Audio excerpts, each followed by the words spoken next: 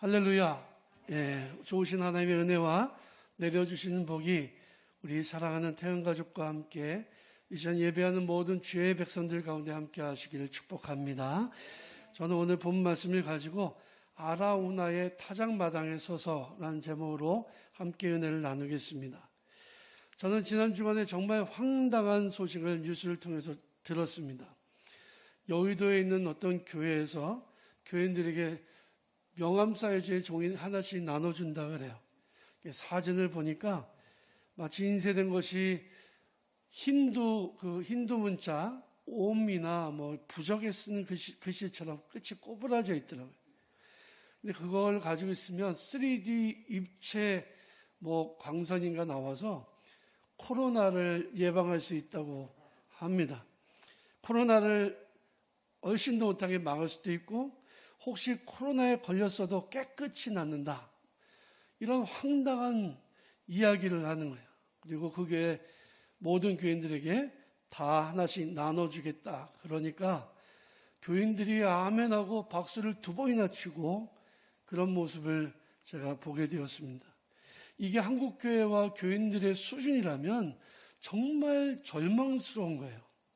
이 과학의 시대에 부적처럼 생긴 글씨가 인쇄된 명함을 가지고 다닌다고 해서 코로나가 예방될 수 있다고 믿는 것은 정말 황당한 일이죠. 혹시라도 관심 있는 분들은 몰래 가서 받아오지 마시기 바랍니다. 이런 것들은 이단이나 하는 짓이에요. 여러분, 신학이 부재하니까, 신학이 없으니까 그냥 이런 소문이 없는 일들을 하는 거죠. 거기에 담임 목사 말이라고 다 그냥 아멘하고 박수치고 이해가 되지가 않습니다. 우리는 그런 이상한 것을 의지하지 않습니다. 우리는 하나님을 믿고 하나님을 의지하며 하나님을 신뢰합니다. 우리는 지금 전교인 릴레이 금식 기도를 하고 있습니다. 사람이 밥을 안 먹고 산다는 것은요, 그만큼 절실하다는 거예요. 그러니까 자녀들이 키울 때, 요즘에는 그런 자녀들이 없겠습니다. 옛날에는 외출 금지하면 단식 투쟁 이런 거 했잖아요. 안 해보셨나 보네요. 옛날에 그런 사람도 있었거든요. 밥을 안 먹는 게 제일 투쟁의 방법이 대단한 거였습니다. 저도 대부분 그렇지만 저도 밥 안 먹는 게 제일 힘듭니다. 제가 금식 기도를 3일 해본 적이 있는데 배고픈 것도 배고픈 거지만 밥을 안 먹으니까 인생 사는 재미가 없더라고요. 기도도 좋은데 밥을 안 먹고는 못 살겠어요. 밥을 먹는 것은 생존의 비결이고 행복의 비결이기도 합니다. 그런데 이 좋은 식음을 전폐하고 기도한다는 것은 그만큼 절박한 것을 의미하는 거죠. 그래서 성도들이 금식하면서 기도할 때에 역사하는 힘이 큰 겁니다. 금식 기도는 하나님의 마음을 움직이는 그런 힘이 있습니다. 제가 성경의 금식 기도의 내용들을 한번 찾아봤는데요. 생각보다 굉장히 많더라고요. 그래서 다 말씀드리지는 않겠습니다만은 예수께서도 공생애를 시작하시기 전에 40일을 금식 기도하셨잖아요. 믿음의 사람들은 자기들의 절박한 상황을 하나님께 금식 기도를 통해서 말씀드리고 그 기도를 통해서 하나님께서 역사하시는 것을 경험했습니다. 이스라엘 백성들이 블레셋에 의해서 식민 통치를 받으며 온갖 고통을 겪고 있을 때에 선지자 사무엘은 이스라엘 백성들을 미스바로 모이게 했습니다. 그리고 적군이 막 쳐들어오고 있는데 백성들에게 금식 기도를 시키는 거예요. 먹고 힘을 내도 될까 말까인데 세상적으로 생각하면 그 싸워야 될 때 먹을 것을 안 주고 금식하라니. 그런데 하나님께서는 놀랍게도 블레셋 군대들이 쳐들어올 때에 하늘에서 우레와 번개가 우박이 떨어져서 그들을 다 물리치도록 하셨습니다. 사람의 방법이 아니라 하나님의 방법으로 가능하게 된 거죠. 여호사밧 왕이 적군이 쳐들어오니까 백성들이 금식을 선포합니다. 아람과 모압과 다른 족속들이 연합해서 나라를 공격하러 오니까 그 모습을 보면서 우리가 그들과는 싸워서 이길 방법이 없다는 사실을 깨닫게 됐습니다. 그래서 하나님 앞에 기도하는 거예요. 그리고 백성들이 금식 기도를 요청한 거예요. 백성들과 왕이 함께 금식하며 기도했더니 하나님께서 그 기도를 들으시고 그 쳐들어오는 적군들을 다 물리쳐 주셨습니다.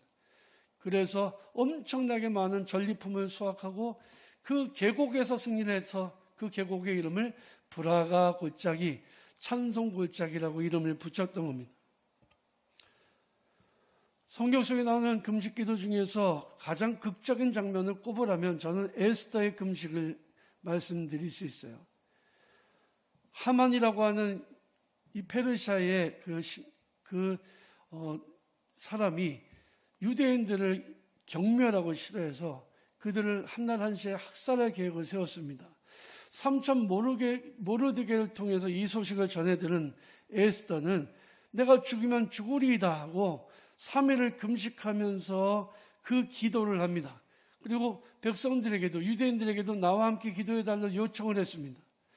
왕이 부르지 않는데 나가면 아무리 왕비라고 해도 죽임을 당할 수도 있는 위태로운 상황에 에스더는 금식 기도를 하고 왕에게 나아가서 유대인들의 그 위태로운 상황 속에서 그들을 건져내고 승리를 거두게 되었습니다. 하나님은 에스더와 이스라엘 백성들의 금식 기도를 들으시고 이스라엘을 구원해 주셨던 것입니다. 그래서 우리가 금식 기도하는 것은 결코 사소한 일이 아닙니다. 이것은 하나님의 역사를 이루는 위대한 기도의 릴레이인 것입니다. 그러므로 사랑하는 성도 여러분, 우리가 비록 한 끼밖에 금식하지는 않지만 태원의 모든 성도들이 연속으로 기도하며 하나님의 마음에 합한 기도를 올려드린다면 우리 앞에서 코로나 전염병이 맥도 못 추고 사라지게 될 것을 저는 분명히 믿습니다. 전 세계 어느 나라 어느 지역보다도 코로나 전염병으로부터 안전한 우리 교회와 지역사회가 되도록 하나님이 보호하시며 함께 하시는 기적과 같은 은혜의 역사가 이 땅 가운데 일어나도록 간절히 마음을 모아서 기도해 주시기를 부탁을 드립니다. 오늘 본 말씀에 보면 다윗이 나옵니다. 다윗은 나이가 들어가면서 어렸을 때의 총명함을 점점 잃어가고 있었습니다. 그는 거듭되는 여러 어려움을 잘 극복하면서 드디어 이스라엘 역사상 가장 크고 강력한 왕국을 이루었습니다. 그는 성공했고 그는 위대한 왕으로 존경을 받았습니다. 그런데 성공했을 때에 사람들이 온 세상 사람들이 부러워하는 위치에 올라갔을 때에 가장 조심해야 될 게 있습니다. 그것이 바로 교만입니다. 교만한 마음을 갖게 되면 그때서부터 몰락이 시작이 되는 거예요. 이스라엘의 초대왕 사울왕도 결국에 교만해서 하나님이 그를 버리셨습니다. 그는 연속된 추락에도 돌이키지 않았습니다. 그는 끝까지 교만했습니다. 끝까지 불순종했습니다. 그러나 다윗은 하나님 앞에서 겸손했습니다. 그러나 하나님이 명령하시는 모든 말씀에 순종했습니다. 다윗은 항상 하나님이 보시기에 바르고 온전했습니다. 하지만 그도 권력을 잡고 나니까 나이가 들어가면서 결국 교만해서 잘못을 저지르게 됩니다. 우리아의 아내 밧세바와 부적절한 관계와 그것을 은폐하기 위한 그런 그 총부살인, 또 오늘 본 말씀의 배경이 되는 인구조사가 그 두 번째 잘못이었습니다. 어느 날 다윗은 자기가 이룬 업적을 자랑하고 싶어졌습니다. 다른 누구도 하지 못한 강력한 왕국을 만들었고 주변의 작고 큰 나라에서 조공을 받아서 나라가 더욱 부강해지고 있었습니다. 다윗은 우리나라의 광개토 대왕과 비교할 정도로 이스라엘 역사상 가장 넓은 땅을 확보했던 왕이에요.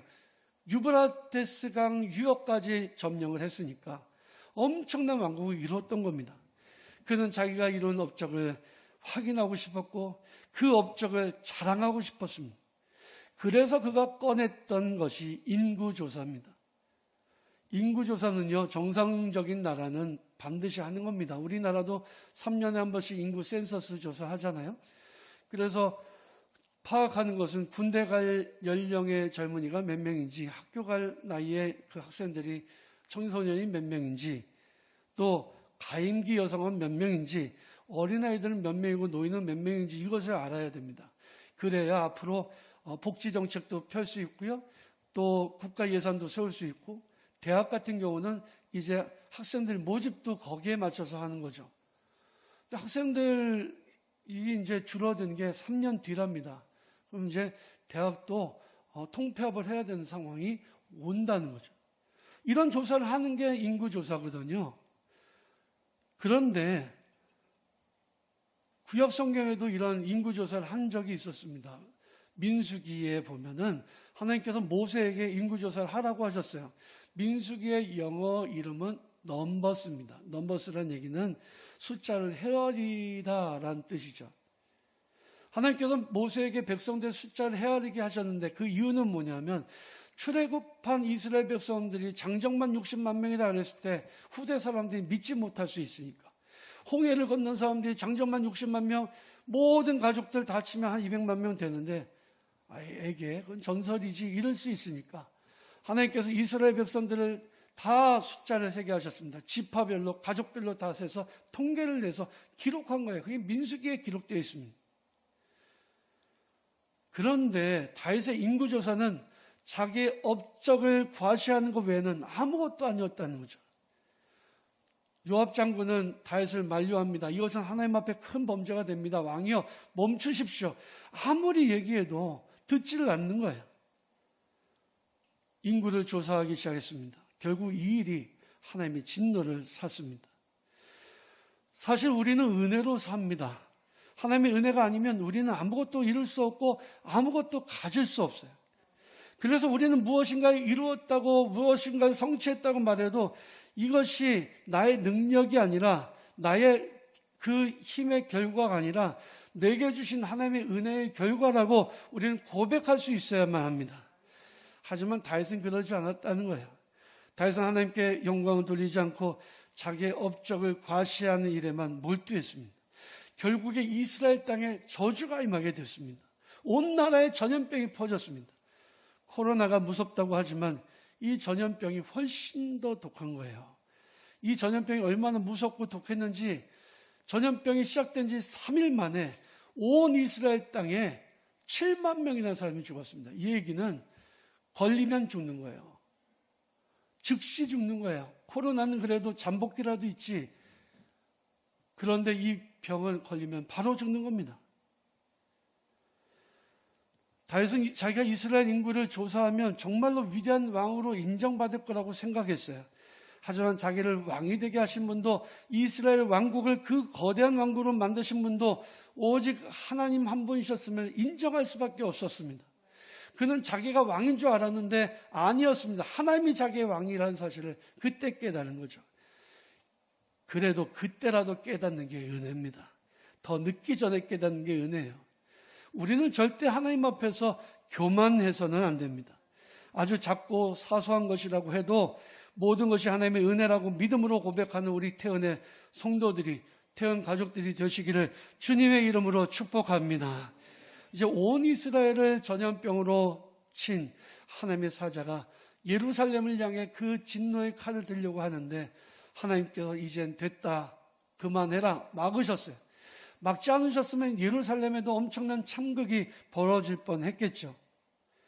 바로 그 순간에 다윗은 하나님의 천사가 여부스 사람 아리우나의 타작마당에 서 있는 것을 보게 되었습니다. 다윗이 그 천사를 보고 올라가서 하나님 앞에 부르짖습니다. 하나님, 죄를 지은 것은 전데 왜 백성들이 이처럼 고통을 겪어야 합니까? 여러분, 지도자가 정말 중요합니다. 나라의 지도자도 잘 세워야 돼요. 그러지 않은 백성이 고생합니다. 국민이 고생합니다. 교회 지도자도 잘 세워야 됩니다. 여러분, 이 지도자 때문에 나라도 어려워지고 교회도 어려워지는 경우를 많이 보잖아요. 선지자 갓이 하나님의 명령을 받아서 다윗에게 가서 말합니다. 아리우나의 타작마당에 거기에 제단을 쌓고 거기서 하나님 앞에 예배를 드리라고 말입니다. 다윗이 그곳에 가서 아리우나에게 타작마당을 사고 그리고 제구와 소를 사서 하나님 앞에 번제와 그리고 화목제물을 드렸습니다. 그랬더니 온 이스라엘에 내렸던 재앙이 그쳤다고 성경 기록하고 있습니다. 다윗은 문제를 일으킨 장본이기도 했지만 문제를 해결한 사람이기도 했습니다. 결자해지, 그 사이에 너무 국민들이 안타깝게 많이 죽었어요. 그게 참 가슴 아픈 일이긴 해도 결국에 해결은 했습니다. 지금 온 세계는요, 코로나 감염증으로 몸살을 앓고 있습니다. 벌써 1년이 넘었고 229만 명이 넘는 사람들이 죽었습니다. 우리나라도 8만 명이 넘는 확진자와 1,400명이 넘는 사망자가 나왔습니다. 우리가 전 세계의 코로나 사태를 잠잠하게 할 수 있을 정도의 기도의 능력은 없을 거예요. 그건 각자 자기 나라의 사람들, 그리스도인들이 해야 될 몫이라고 봅니다. 그러나 우리가 살고 있는 이 지역사회나 이 중랑구나 면목동이나 이 서울시는 적어도 우리가 중보기도를 통해서 이 코로나가 사라지도록 간절히 중보하며 기도하는 그런 일들을 우리가 감당할 수 있다고 저는 분명히 믿습니다. 다윗은 아리우나에게 타작마당과 소를 사고 그곳에서 하나님 앞에 제단을 쌓았더니 코로나가 아니라 그 당시에 전염병이 그 즉시에 사라지고 말았습니다. 코로나가 아니라 그 어떤 것이라고 해도 우리가 하나님 앞에 다윗처럼 기도하면 하나님께서 코로나가 우리의 근처 오지 못하도록 분명히 막아주실 것이라고 전 분명히 믿습니다. 감사한 것은 1년 동안에 8만 명이나 되는 확진자가 나왔고, 그리고 이 중남구에서도 정말 많은 사람이 나왔지만 우리 사랑하는 태안 성도 여러분들은 정말 다양한 직업을 가지고 다양한 장소에 있음에도 불구하고 지금까지 코로나 걸리지 않았다는 게 너무너무 감사한 일이에요. 걸려도 이상한 일이 아닌 겁니다. 그러나 안 걸린 게 너무너무 감사하고 담임 목사로서 하나님 앞에 정말 감사하고 있습니다. 근데 이것을 우리가 끝까지 기도해야 돼요. 조심도 해야 되지만 성도들을 위해서 우리가 간절히 기도해야 됩니다. 그러기 위해서는 우리는 다윗처럼 아리우나의 타전마당에 서야 합니다. 하나님 앞에 예배의 제단을 쌓아야 합니다. 그리고 이 땅을 위해서 기도해야 됩니다. 테스 형, 세상이 왜 이래? 이거 엉뚱하게 물어보지 말고 우리는 세상을 이끌고 나가야 합니다. 우리 교회는 지난 주간에 설날을 맞이해서 아파트 주민들에게 떡국떡과 마스크를 전달했습니다. 우리 교회는 떡국떡을 전달하고 80세 이상 된 어르신들에게는 소고기를 해서 같이 전달을 했어요. 이 어려운 시기에 사실 아파트 전도를 누가 할 수 있느냐? 우리입니다. 우리밖에는 할 사람들이 없어요. 아파트에 외부인 못 들어옵니다. 우리는 아파트 안에 있으니까 마음껏 전도할 수 있는 거죠. 그래서 지금까지 벌써 4차례에 걸쳐서 선물을 했는데 저한테 문자가 옵니다. 저희 집에 포스트잇으로 막 그 편지를 써놓고 너무너무 감사하다고, 자기네 집에 있는 김 하나 갖다 주고 그런데 저한테 문자가 오는데 너무 고맙습니다. 받기만 해서 너무 미안합니다. 이런 문자가 와요. 이미 이 아파트는 그리스도의 계절이 오고 있다고 저는 그렇게 분명히 믿고 있습니다. 우리가 근데 선물을 주는 것보다 더 중요한 것은 우리가 이 땅을 위해서 기도하는 것입니다. 면목동을 위해서 기도하고 이 사모 아파트를 위해서 기도하고 중랑구를 위해서 기도하고 서울시를 위해서 기도하고 서울시 외곽에 있는 분들은 자기가 있는 지역을 위해서 기도하고 서운해하실까 봐 우리에게는요, 우리가 중보기도를 하면 이 땅에 소망이 있는 거예요. 우리에게는 중보기도자의 사명이 있습니다. 하나님께서는 예레미야 선지자의 입을 통해서 우리에게 이렇게 말씀하십니다. 너희가 내게 부르짖으며 내게 와서 기도하면 내가 너희들의 기도를 들을 것이요 너희가 온 마음으로 나를 구하면 나를 찾을 것이요 나를 만나리라. 우리는 중보기도자의 사명이 있고 우리가 기도할 때 우리는 하나님을 만나게 된다는 거예요. 이 땅에 일어나고 있는 일들을 속수무책 바라만 보고 있을 것이 아니라 중보기도자가 되어서 기도하는 우리 태어난 성도들이 되시길 바랍니다. 기도하는 우리가 있는 이상 이 세상은 소망이 있고 우리가 기도를 쉬면 세상은 훨씬 더 위태로워질 것입니다. 기도가 희망이고 기도가 백신입니다. 아라우나의 타작마당에서 다윗과 함께 중보기도의 자리에 서서 하나님 앞에 간절히 기도하심으로 이 땅에 코로나가 종식이 되고 하나님이 우리가 살고 있는 이 땅을 지켜주시고 하나님이 주시는 놀라운 치유와 회복의 역사가 일어나는 은혜의 한 해가 되시기를, 그런 주님의 은혜를 경험하는 우리 태어난 성도들, 귀한 태연 가족들이 되시기를 주님의 이름으로 축원합니다.